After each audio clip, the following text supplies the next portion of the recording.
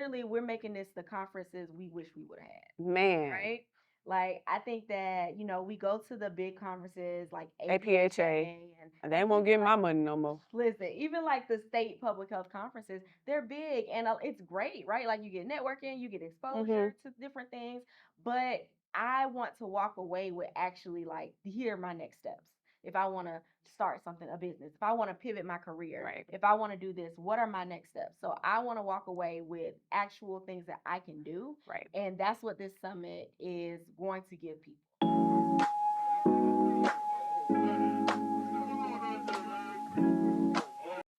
Welcome back to the Dr. Des Show. Today we have a special treat for y'all. We have Dr. Brittny James, Chief Operating Officer of Healthcare and Emergency Solutions. Now, we are doing a four-part series all about entrepreneurship, career pivots, just our journey within public health. So, this is all leading up to our Business of Public Health Summit that's happening April 11th, 2025 in Atlanta, Georgia. So listen, y'all, if you have not got your tickets, go get them. But we're going to dive into this first episode and listen, I'm going to have Dr. James introduce herself because listen, y'all, if you've been in the club, then you know Dr. James, you've seen her face, you've seen the sessions that she's been in. She is well known around these parts. But I'm going to have her go ahead and just introduce yourself, Doc. Well, thank you for having me, Dr. Des. Super excited to be back together again. Hi, everyone. I'm Dr. Brittny James, also known as Doc B. Many of you have seen me in the Public Health Club, as Dr. Des mentioned, doing several panels. I'm also hosting the Academia Career Clinic right now. So if you have not signed up for that, it is every first Wednesday of the month. So be sure to sign up. I am the Chief Operating Officer of Healthcare and Emergency Solutions, and some of you may know me also as the CEO of Project Chick Planner. So we're here with this four-part series, prepping you for the awesomeness that is to become the Public Health Summit on April 11th here in ATL at our headquarter office at the Gathering Spot. Awesome. And Doc B, so I just want us to today just kind of dive into our journeys a little bit Right. because we both worked at the Department of Health Yes. for a time period. Uh-huh. We've had some interesting journeys just kind of navigating our public health careers. We both have our DRPHs from FAMU. And so can you just kind of tell us like, why public health? Why did you choose public health? Sure. I grew up in public health. My mom retired a couple years ago. She was an executive assistant for the Clark County Health Department in Las Vegas. That's where I'm from. So she worked there for years. So I always grew up around public health. My bachelor's degree is in psychology. So I think initially I wanted to be a psychologist, a therapist, a counselor, something of that nature. Once I graduated from UNLV, I wasn't really sure what that direction kind of looked like. There were PsyD programs that I applied to.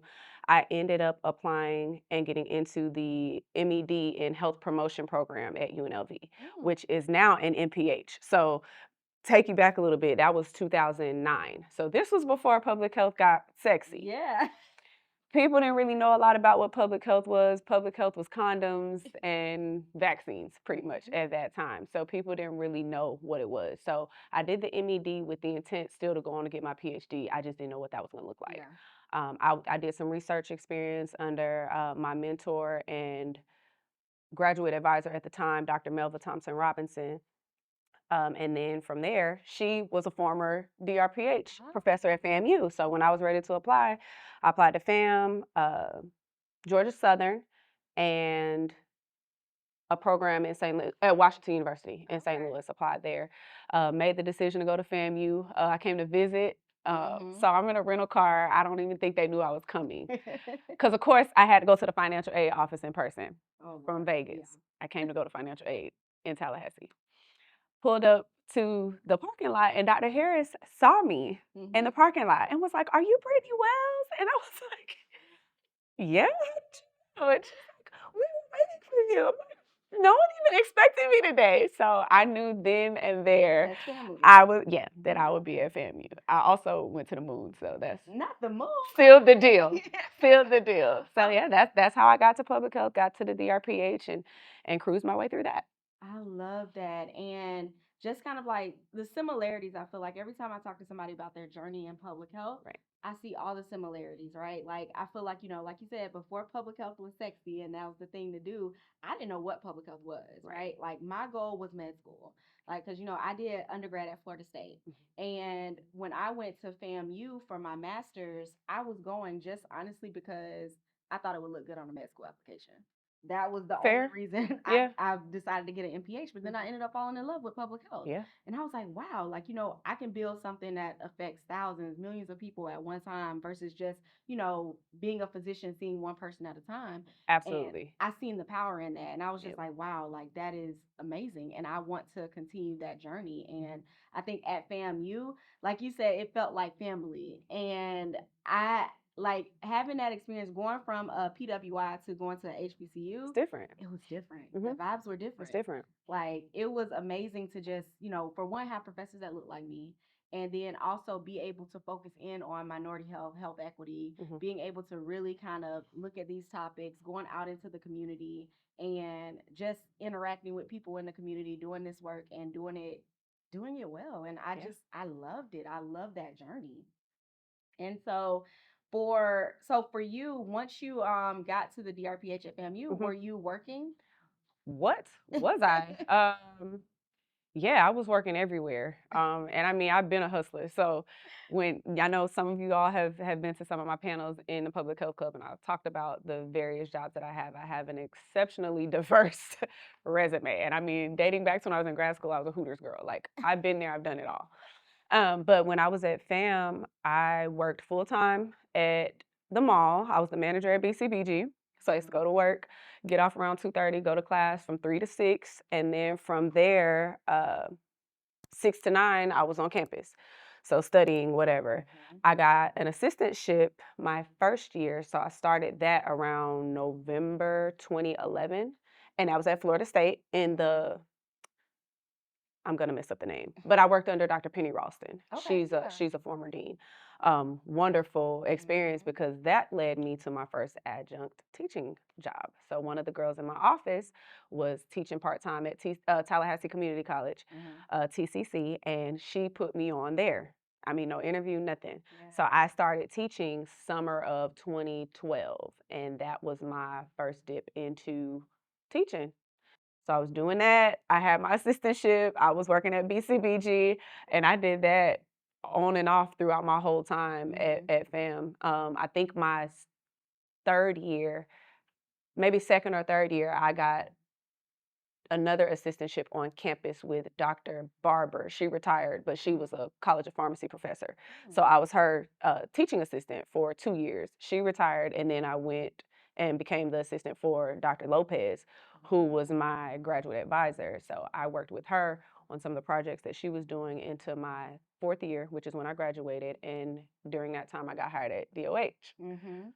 So I worked at DOH all the way through graduation. I actually left there a month before I graduated with no job. I just couldn't take no more. I couldn't take no more. I know we'll talk about that probably a little bit later, We're gonna but talk about we, that yeah, right immediately. yeah, bring it up, bring it up, bring it up, bring it up. Yes, let's talk about the Department of Health, the State Department of Health. Yeah, Now I kind of like I always tell people I kind of started my public health career like at the State Department yeah, of Health, we all did. and yeah, and just tell us about that. What were you doing? I guess in that role. Okay, I want to start with why I even got there. I Okay. think that a lot of the public health programs kind of make you feel like that's your only option. Your next Mm. step is to go work at whatever state DOH or CDC, something along those lines. I think we don't know what the other options are, which is why Public Health Club is so valuable. So I think that you don't know until you get into it and hate it.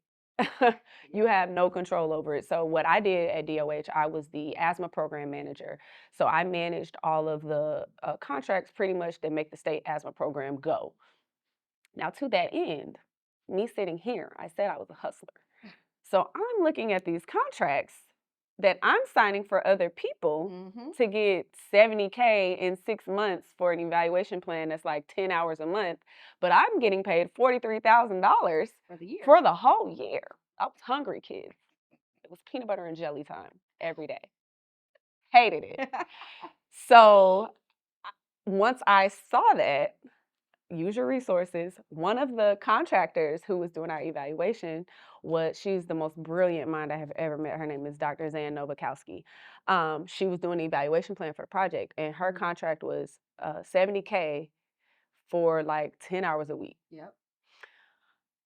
We had obviously developed a relationship through that work. Mhm. She knew that I was graduating from FAM, and her actual employer she was at FSU in the College of Medicine. Mhm. So she was like, "Well, what are you doing when you graduate?" And I'm like, "I don't know, getting out of here." So she said, "You know what? I know somebody that's looking for research faculty. Yeah. Let me see what I can do." Got an interview, got the job. So that was my Mhm. exit from DOH. I left DOH without that though. Like I Yeah. had the connect with Zan at the time, but I didn't know what I was gonna do. I just know I couldn't be here anymore. So I left, got that opportunity. So I quit DOH in July of 2015, and I started at Florida State in the College of Medicine as a research faculty in September of that same year. So I was without work for about 2 months while I was, Oh, kind of figuring it out. yes. Now, let's go back because I think that we both had the same moment of knowing that okay, there's more to public health than just working at Department of Health, working for CDC, working for whatever local agency or whatever that we're taught in school. Right. And that was my same moment when I started working at DOH, and I was a heart disease program manager, Mhm. and I was signing these contracts. I was a contract manager, and Yep. I was giving out like tens of thousands of dollars for people to do something that may take them 5 hours a week, Yep. and they were making my salary Yep. Yep. just doing something 5 hours a week. And at the end of the day, that project probably would have been on my plate if I wasn't doing all these other things, wearing all these other hats, right? Yep. So it's just like, wow, like when you see that, that lets you know there's money out here. Yep. Like it's money to be made out here, and they're not teaching us public health entrepreneurship in school. Not at all. They're not teaching us public health entrepreneurship in school. They're not teaching us how to get contracts, how to market ourselves. That is one big thing, how to really market and Right. brand yourself. But I think let's talk about that because you have to realize the current cadre of public health faculty have only been faculty members they whole adult life. So they never ran a business. They never, Mhm. outside of the grants that they got from within their, department or for their role, they never have done this. Mhm. Some schools strictly prohibit it. However, I think that people get comfortable, Yeah. and I think you only know what you know, and you know what works for you, you know what's been working for you. So, when I think about even, my experience at FAMU, like think about some of the professors they ain't applied for a job since Oh yeah. 1997, 1998. And then some of them was teaching how to do resumes and stuff. We didn't Yeah, talk about that, but but I think that has been my strength as a mhm. youngish professor is that I know what the job market is like. Yeah. I applied for a job last night. Like I know what it's like Yeah. now. So it's a much different It's different. time, and Yeah. I think that our faculty are so disconnected. So I think Mhm. it's important to have spaces like this, and even at the summit, having people from diverse backgrounds Oh yes. talk about how they got where they are. Yes, that Because is so big. you can live off contract and consulting life easily, Oh yeah. easily. But we're not taught those skills. We're not taught how to budget for that kind of Mhm. lifestyle or even how to live it. Oh So I yeah. think there's going to be a lot of benefit there. Yeah, and like you said, thinking back to, like you said, these professors, a lot of them, they start young, and then that's the only job that they've known. They haven't had to apply for jobs. They apply for grants, they Hmm. apply for, whatever contracts, but they're not applying to jobs. So that, like you said, the job market has changed. What? And that's one of the reasons I was like, I gotta create something. So that's why I created the Public Health Club to say, okay, let's really show you how to make a good resume. Let's really show you how to navigate this job market and also how to get in other spaces besides just the Department of Health. Let's get you into the biopharmaceutical industry. Let's Yep. get you into the tech space. Let's get you into all of these things because public health professionals are needed in those areas, but we're just not exposed to it. And Hmm. because we lack that exposure, we don't know what's out there. So that was one thing I was really big on is making sure that people are exposed. Right. Public health is often looked at as like a service field. Mm-hmm. Um, and no shot, no cut to social work. some of y'all know this from PHC, but we have a contract with the Georgia Division of Family and Child Services. So I have a huge space in my heart for social workers and the amazing work that they do. But again, these are people who are overworked, severely overworked, significantly underpaid. And I think that public health has morphed into like social work part two, where they want you to do all this work and save the world and don't want to pay you. I mean, same thing for education. Um, look at the value that teachers bring to our lives, but they're not paid for it, they're not acknowledged for it. So I think public health is just another one of those service industries that you feel like you're going to have to compromise your income, your salary, your lifestyle for the benefit of the greater good. And I think you made a great point earlier about just shifting from talking about that medical model of one-on-one care to serving, I think you said hundreds or thousands, and making a difference in their lives. And that's what the Public Health Club does. We get emails, DMs all the time, can you be my mentor? Can I get some one-on-one training? No, there is the club for you. And I think you've done an amazing job of translating the public health model to the Public Health Club. Yes. So, the public health model is that, we do service that benefits the community. You've created a community that can benefit from your education. So, my love always to you for that, because it was such a needed space. And I think that it's very um, translational to the work that we do in public health. And so people can see it real time, like what it looks like to translate that book knowledge into entrepreneurship, into community, into professional development. And that's literally exactly what I did by, I always say like the Public Health Club was created for public health professionals by public health professionals. Absolutely. So I did a whole community organizing model, like of how I'm developing this club. I did surveys beforehand, like I'm talking to people one on one about the needs. So like I had a career coaching business before that, and I knew the needs because I talk to these people all the time. I survey our members to make sure that we're giving them what they need, and so I'm building that community, just like how we do as public health professionals. We build community for others. So I'm just like, where's our community? And I think let's talk about that. So, I mean, you make a point, an excellent point about just the research and the quality time that goes into building a business.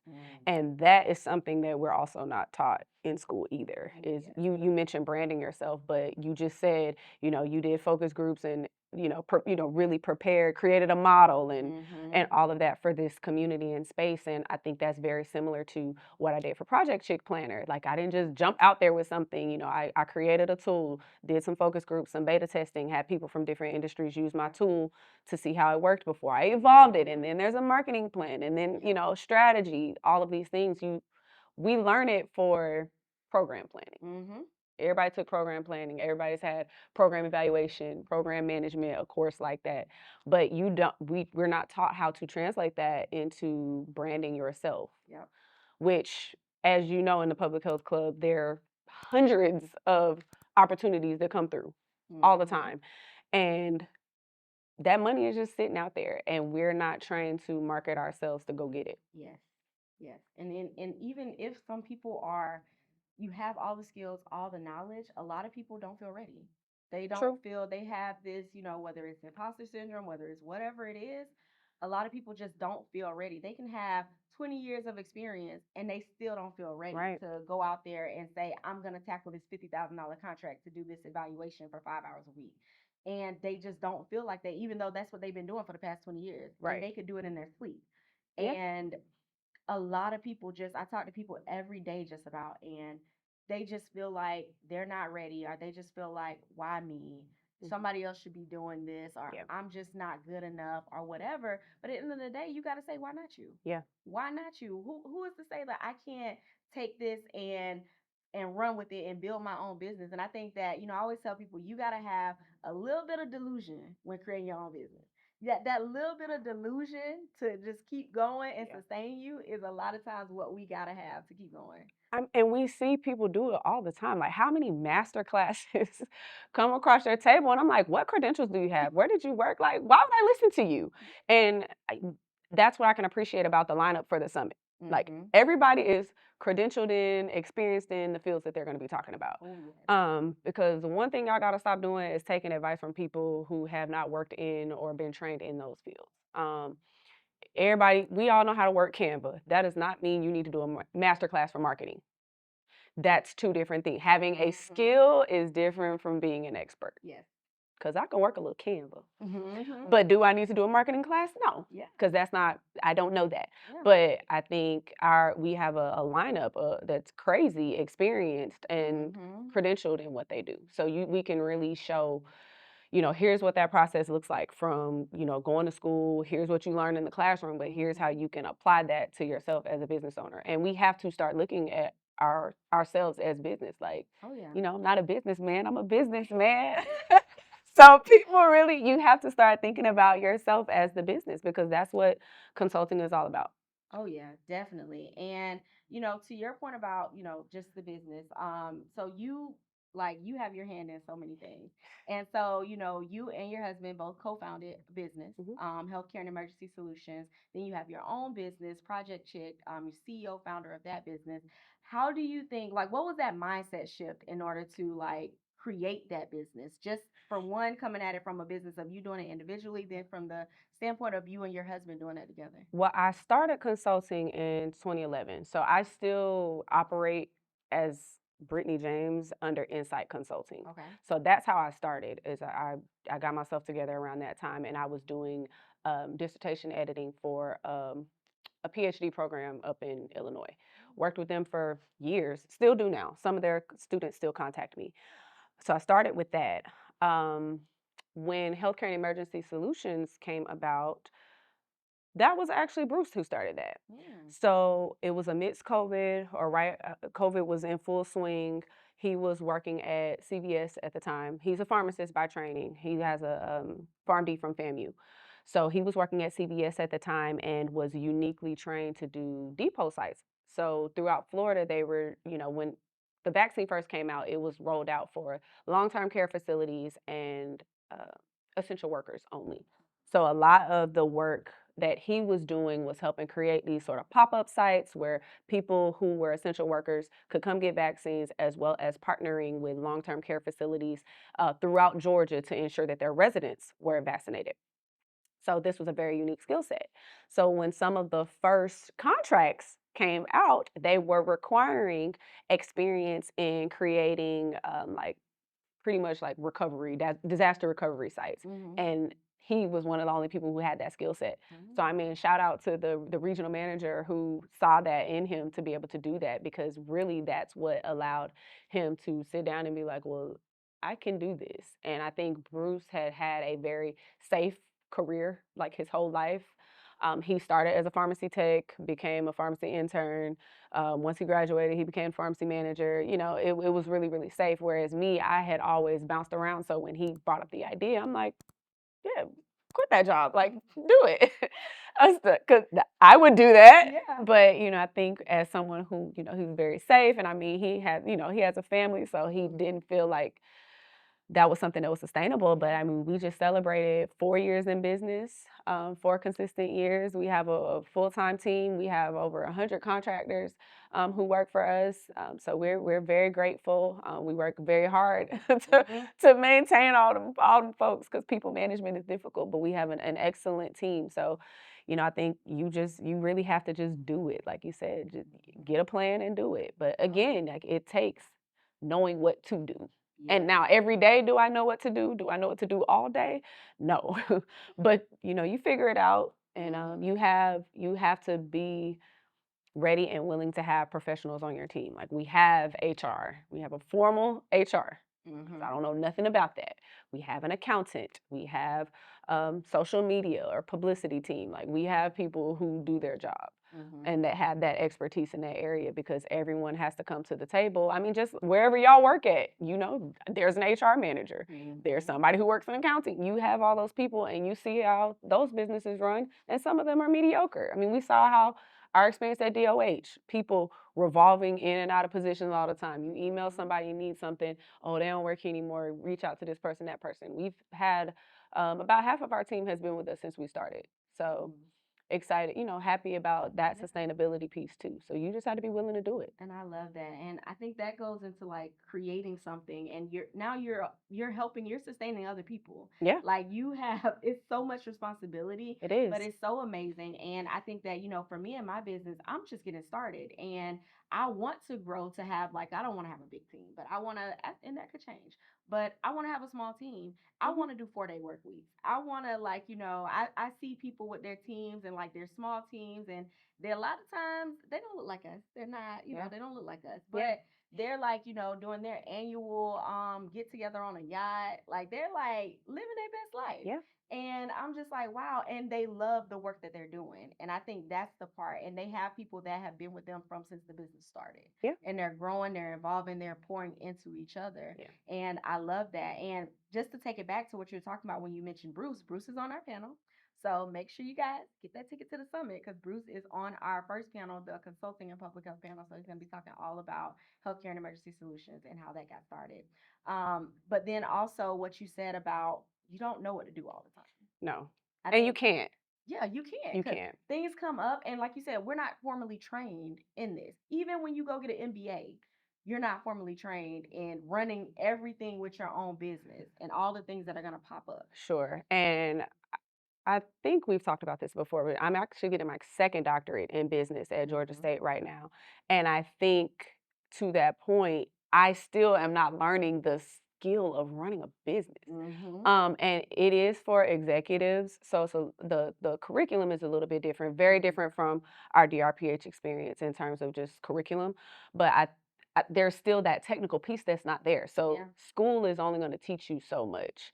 A Hmm. lot of it is learning on the job, working with other professionals. Like I've been able to expand my knowledge in human resources because I work so closely with our HR department. So I know how to use Paycom, which is an HR system now. And I mean, I know how to use it in and out as far as Mhm. even like technical assistance. Mhm. There's an issue with it. Most of the time I know what to do. Yeah. So you learn skills that are kind of have an intrinsic value Oh because, yeah. I did not think that I would be using a new human resources system, but here I am.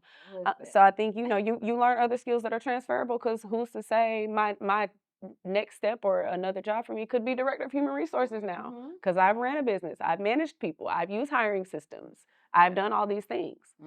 And I think like that's big. Like even with me, like half the like majority of things that I know now, 2 years ago I did not know. Yeah, Like running this business like has taught me so much and I've grown so much and it's always something to learn. So I always make sure that I'm investing in myself and my skills to make sure that mhm, I'm learning these things because like you said, if the HR person ain't there one day and you got to do something real quick, you need to know how to do that to keep right. the business going. Absolutely. Right. So I think that's big. And I think that to another point of when you're starting your business, like you're not going to know everything. So we had a conversation in the club the other day with Namita Azad. So Namita, she is, I forget her title, but she's like senior leadership level within the health system. Sure. And she actually co founded a tech startup on the Hmm. side. And she was telling me that, they're pitching for VC funding, venture capital funding. And with that, she was saying that, with her public health perspective, she wants to paint the picture of this is the need, this is the problem, here's how they're Yeah. solving the problem. Yeah. But she was saying, no, we're learning that they just want to know what's the ROI. They want to know what's this return on investment looking like That's it. and what's the numbers looking like. So she's saying like, we're taught all of this about analyzing disparities, looking at this, how can we improve these outcomes?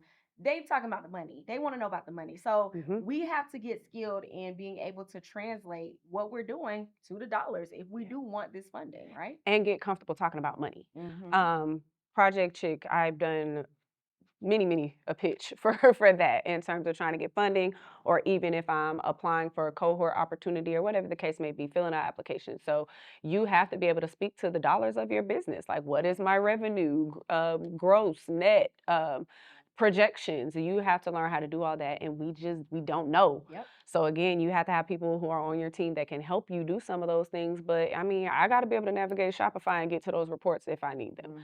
Mhm. So you definitely, kind of learn a lot on the job. Oh yeah, for sure. So I want to kind of move now into talking a little bit more about the summit. So the Mhm. Business of Public Health Summit has kind of evolved from an event that your organization Yes. led and Yes. did called Contract Chasing. Yes. So can you tell us a little bit about Contract Chasing and just kind of what was the inspiration behind starting that? Sure. So, Renisha Lee, who used to work for us, that was her brainchild. Mm-hmm. So she wanted to do an event. I'm like, all right, again, you want to be the boss that you never had. If Mm-hmm. you got an idea and we can afford it, have it. Nice. Go for it. Show me a plan, show me a budget. Cool. I need to work for you. Come on. Come so yeah, she had this idea. We pulled it off. So we had contract chasing in February of 2023, at maybe 22. The years that was 23 Mm-hmm. at FAMU. So we invited students, young alumni, sent it out through the kind of Tallahassee community. It wasn't an event that was traveled for. It was free, which was I'll get to it. It was free. So we had it on campus and a mini version. So Yeah. I want to say it was from maybe 9 to 2. Mm-hmm. We had a light breakfast. There was a panel, like a really heavy hitting panel. It was great. Alexandra Washington was on it. So was Dr. Shamaria Robeson, some of our DRPH colleagues. Um, Dope panel, and then we had breakout sessions where I talked about adjunct teaching. I did like a session on that. So again, y'all who are in academia career clinic know what that's about.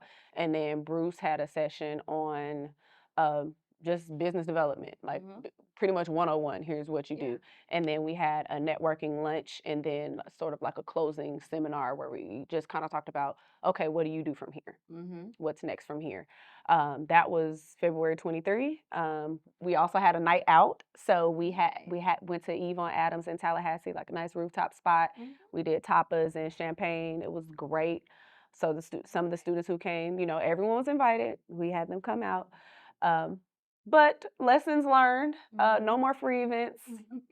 because we had maybe 120 students show up. So of course we had food for Mm-hmm. that amount of people, and it was a Saturday. But you knew that when you signed up, and only maybe like 50 or so people came. It was a great turnout, very engaged turnout, which you can only be thankful for. Mm-hmm. But at the same time, it was wasteful. We ended up taking a lot of the food to the homeless shelter, so Mm-hmm. thank God for that. But we supported a black-owned business. She was great. She did like lunch boxes for us, Nice. delicious sandwiches. Like we were intentional about who we brought into that Yeah. experience. But I mean, I wasn't cheap. We could have did public sandwiches if y'all wasn't gonna come. Uh, but that said, I always wanted to take it the step further, but just Mm-hmm. time, energy, Yeah. resource. So Amberly Williams, who is our strategy analyst, was like, "Well, why don't we just see what Dr. Daz want to do? If you want to, could jump on a contract chasing and make it bigger." So that's how we came up with this. So we're really excited about it. I mean, we've done a lot of partnerships in the past before from panels and now the career clinic, Mm-hmm. but like now doing something in person. I mean, Yeah, I'm excited. talk I'm about nervous. it. Mhm. Listen, I am nervous. I think yesterday I had some anxiety about it too because I feel like this all the time when I'm doing events. Like I have a little anxiety because I'm like, Sure, what if what if this, what if that? But then I always think about things and I always remember that one, God got me. If he brought me to it, he gonna take me through it. it'll be fine. And I always remember that. And then also like, I feel like it's meant to happen when things just start falling in place. Yeah. And I feel like for this, like things have started falling in place. Like we didn't even know when we planned this was gonna be during National Public Health Week. Mhm. And, and we just looked at the How calendar. perfect. Yeah, we looked at the calendar like, oh, it's literally the Friday, like National Public Health Week. So Hmm. this is beautiful. So it's in alignment, and there's so many other things just were in alignment. I mean, this partnership Yeah. was in alignment, and it was. I had always wanted to do a summit, a live event, and people in the club have been asking Yeah. for a live event, and this is the literally we're making this the conferences we wish we would have had, Man. right? Like I think that we go to the big conferences like APHA. APHA, They won't even get like my money no more. listen, even like the state public health conferences, they're big and it's great, right? Like you get networking, you get Hmm. exposure to different things, but I want to walk away with actually like here are my next steps. if I want to start something, a business, if I want to pivot my career, Right. if I want to do this, what are my next steps? So I want to walk away with actual things that I can do. Right. And that's what this summit is going to give people. Well, Dr. Des, what are people going to get from the Public Health Summit? Oh, yes. Glad you asked. Well, what's the tangible? What are we taking home? So yes, y'all. So listen, you're gonna take home a lot of insider business knowledge. That is gonna be, Yeah. listen, the lineup that we have for our consulting panel is top notch. We have people who, we have Lauren, who she has Oh, a she's wonderful. project management business, who she only works with nonprofits. Her business has grown so much, and she has just made such an impact, such a difference. And I am super excited to have her. We have your husband Bruce on the panel. My Like, man, my man, my man. oh yes. Yes. Listen, yes. We have, like, this panel is like stacked, and they're gonna give you so many tips, strategies, things that they wish they would have Yeah. known, right? Like, they're gonna give you like literally the $1 million blueprint that you Mhm. get, right? And also our tech and public health panel, that's gonna be, y'all, if you're not Yeah. on the tech wheel right now, You get sleep. learn about Yeah. it, get to know it, start understanding what this means for public health, because it's not going anywhere. Right. It's getting bigger. Okay. So I want you guys to make sure that for this panel, you tune in, you engage, because we have some leaders. We have Kendra, we have Georgina. They have both started their own tech companies. Yeah. So they've done tech startups in Mhm. public health, Yeah. y'all. What more can you want? Yeah. And then the last panel is going to be me and Doc B. So we're going to be talking all about how to really pivot your career, because we know it's so much going on in public health right now, Yeah. right? So how do you really get into these non-traditional public health roles? Right. So whether it be in the biopharmaceutical industry, in the tech space, in the private industry, what does that look like for you? And we want you to walk away with an actual strategy. Not to mention you're going to have some champagne to sip on. I like a Not little bubble. I Listen, like a little bubble. I like a little bubble. Can I tell them about the pitch competition? yes. So we're really excited to be able to offer the pitch competition. So usually when you think about pitching, it's more for product-based businesses, right? Or if you have some sort of tech solution. Mhm. But considering contract management or even just proposal writing, all of that is a pitch. And you may be working on a team of people that you don't know that well. Mhm. You just know that they have a particular skill set that's going to strengthen your application. So we are creating logistics for a pitch competition where you'll work in small groups to create a pitch for funding. Mhm. Two groups will be selected to actually give their pitch on stage to the panel. And, we'll do like a fake selection, but it gives you the opportunity to learn how to, one, kind of work within a random group. And this Mhm. is not like your school assignments where, there is going to be one person who lets you down every single time. It is not going to be like that. But it will be an opportunity for you to learn how to um, pool resources, because Mhm. that's what proposal drafting is all about. Yep. Oh yeah, and it's gonna be good, and cash prizes, y'all, to the winner. Little Okay, money, little so money, little little something in your money, pocket. little You change. know? Yeah, so that is gonna be fun, and like she said, this is not gonna be like your little school project. Okay, it's No. not gonna be like that. It's actually gonna be fun, engaging, and it's gonna help you get to know a lot of people that you may not have thought about even connecting with Yeah. in public health. Yeah. So it's going to be amazing, guys, and I want you guys to make sure that you get your tickets to the summit. Also, did we even mention the brunch? Did we? Oh, I love a brunch, girl. Listen, we in Atlanta, so we gotta have a brunch. We gotta get you the bottomless mimosa. We got to. It's Atlanta culture Yes. at this point. Yes. Like, So we are having brunch on Saturday. So as you are purchasing your tickets, be sure to add on brunch. We are patronizing a Black woman-owned business, someone that I know personally, at Jove. It is a Caribbean kitchen and bar. The food is phenomenal. I mean, Hennessy pancakes, oh my God, I don't know if I need that. bottomless mimosas, and the music is a vibe. The space is beautiful. So Yeah. we're really looking forward to that.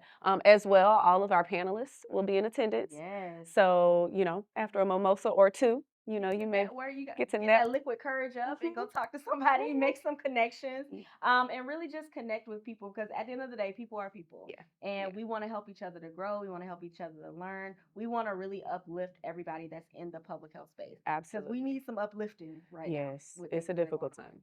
Oh But yes. I think it's going to be great. Be mindful, brunch is exclusive. There are only 50 tickets available. I Yep. think we are about halfway sold through that. So Hmm. if you are purchasing your ticket to the summit, be sure to add that on before they are sold out. We will not be adding brunch tickets. Yep. So, all right. I mean, this was part one of our four-part series. And listen, y'all, this summit is going to be amazing. The rest of this series is going to be amazing. So, I want you guys to join us for the next one. Now, if you want early access to all of these insider videos from me and Doc B, then listen, I'm going to put the link in the show notes. So make sure that you sign up with your email address, and I will go ahead and I will send you all the episodes. So you can go ahead and binge us, y'all. Get a little binge on. Like Netflix. Yeah, Doc like Flicks. Doc Flicks. I'm dead. Oh my God. Yes. So like drop that. So I'll put that link in the show notes. So make sure that you guys sign up. Make sure that you do that and make sure that you listen in to all of these episodes. But yeah, guys. All right. I'll see y'all at the summit. Yep. Me and Doc B will see See you y'all there. at the summit. Bye. Bye.